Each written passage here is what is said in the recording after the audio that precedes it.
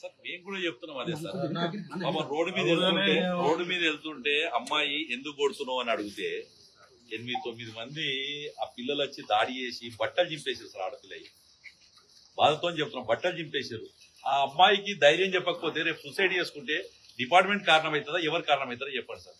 మేము ధైర్యం చెప్పడానికి పోతున్న మాట ఎవడో దొరకదు. మీరు పోలీసు వాళ్ళకి ఉంటే వాళ్ళని అరెస్ట్ చేయరు. 9 మంది ఆ ఫర్ఖాన్ అనేటోడు వాడు వాళ్ళందరూ కూడా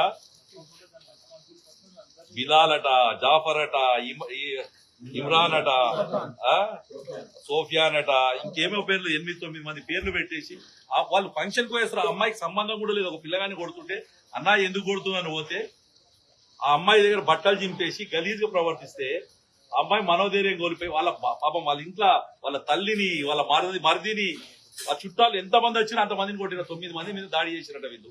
వాళ్ళు ఇంకా పట్టుకోకపోతే రేపు పొద్దున ఎక్కడైతుంది సార్?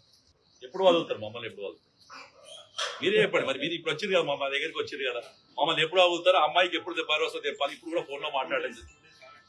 2 days. ఇప్పుడు బాయస్వాడ పోయేదానికి 2 days, కామారెడ్డి పోయేదానికి 2 days. అంటే ఇంత లాండ్ ఆర్డర్ డిపార్ట్మెంట్ ఉన్నాక కూడా మనం ఇది చేసుకుంటే సార్ మేము వెళ్ళాలనుకుంటున్నాం. మీరు అరెస్ట్ చేయాలనుకుంటే మాత్రం మేము ఈయనే కూర్చుంటాం. మేము మా ఆఫీసులో కూర్చుంటాం, బయట కూడా పోతలే, మేము ఆఫీసులో కూర్చుంటాం. సిగ్గు సిగ్గు హిందువులపై దాడులా, సిగ్గు సిగ్గు హిందువులపై దాడులా, సిగ్గు సిగ్గు హిందువులపై దాడులా. జై